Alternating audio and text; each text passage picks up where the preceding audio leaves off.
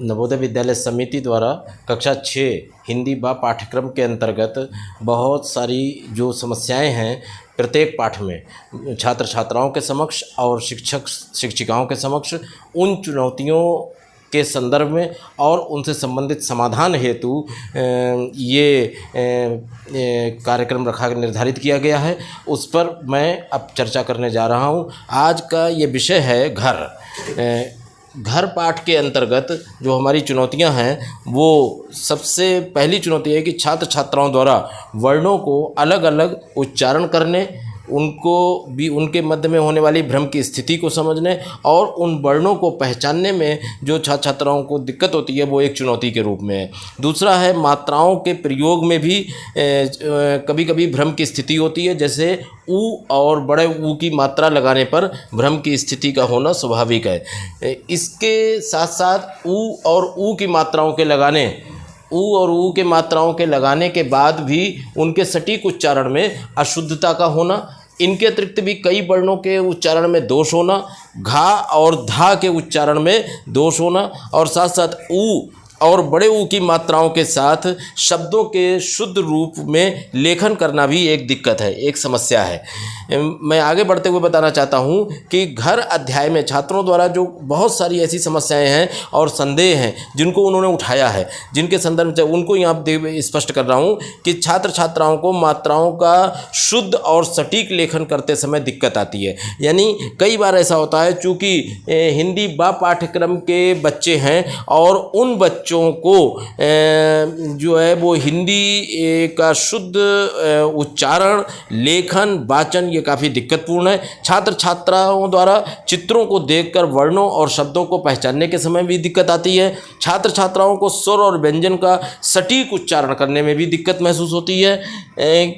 इसके अलावा छात्र छात्रा वर्णों और मात्राओं का लेखन और प्रयोग करते समय गलती करते हैं, जो कि एक चुनौती के रूप में। छात्र छात्रा वर्णों और मात्राओं की सहायता से शब्दों को निर्माण करते समय भी कई बार अशुद्धियां करते हैं, जो एक चुनौती है। इसके उपरांत मैं बताना चाहता हूं कि इस घर पाठ में कुछ और भी ऐसी बातें हैं, जैसे छात्र छात्रा वर्णों और शब्दों को सुनकर बोलते और लिखते समय गलती करते हैं। जी हाँ, जी नहीं जैसे वाक्य जो हैं, जो सकारात्मक और नकारात्मक उत्तर देते हैं, उनके साथ जोड़कर वाक्य प्रयोग और उनके अंतर को पहचानने के प्रयोग में भी उनसे समय समय पर दिक्कत होती है।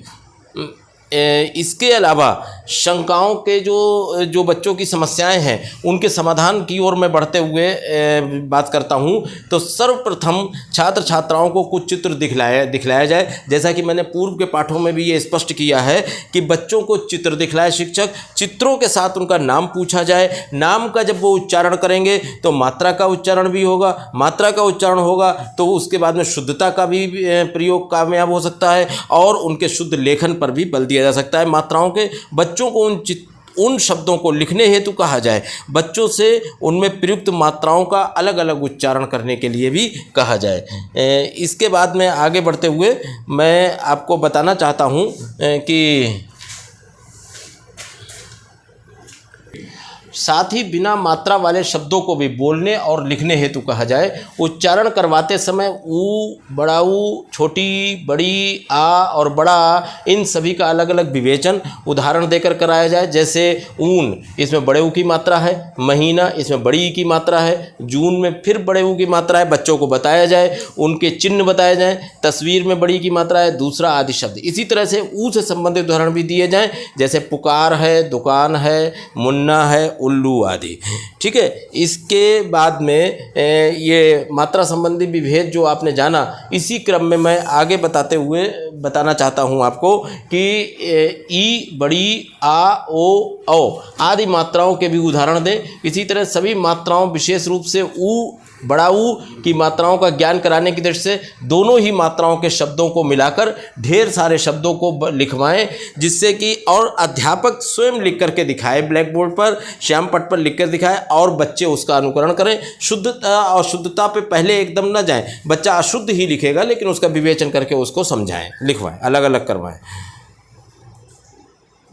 ये है, यहाँ पर आते हैं, अंतिम समाधान के करीब बढ़ते हैं कि अंततः छात्र छात्राओं को बहुत सारे शब्दों को जिनमें ऊ और बड़े ऊ की मात्राओं का प्रयोग किया गया है उनको अपने साथ बोलने और फिर स्वयं अनुकरण करने और पहचानने तथा उनका अंतर समझ जाने पर लिखने हेतु कहें। यहाँ तक आते आते बच्चा शुद्ध उच्चारण करना सीख जाएगा, शुद्ध रूप से पहचानना सीख जाएगा, और जब पहचानना और उच्चारण करना सीख जाएगा तो वो शुद्ध लिखना भी धीमे धीमे क्रमशः सीखेगा।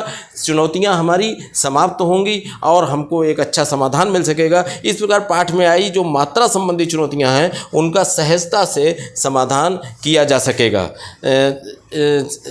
और जो हमारी दिक्कत है वो दूर होगी। जैसे उदाहरण के तौर पर फिर एक उदाहरण दिया है, जैसे उन्हीं मात्राओं से संबंधित ऊ ई से बनने वाले शब्दों, जैसे कबूतर है बड़े ऊ की मात्रा, तराजू है बड़े ऊ की मात्रा, स्कूल है बड़े ऊ की मात्रा, दुकान है छोटे ऊ की मात्रा, फिर बड़ी ई की मात्रा आती है, बड़ी ई की मात्रा का प्रयोग किया गया है। किताब में छोटी ई की मात्रा है। इनको बोलें, बच्चे साथ साथ बोलेंगे और मात्रा विभेद समझ जाएंगे। ठीक है, यहाँ तक आते आते हमारी समस्या हल हो जाएगी, चुनौतियाँ समाधान हो जाएगा। धन्यवाद।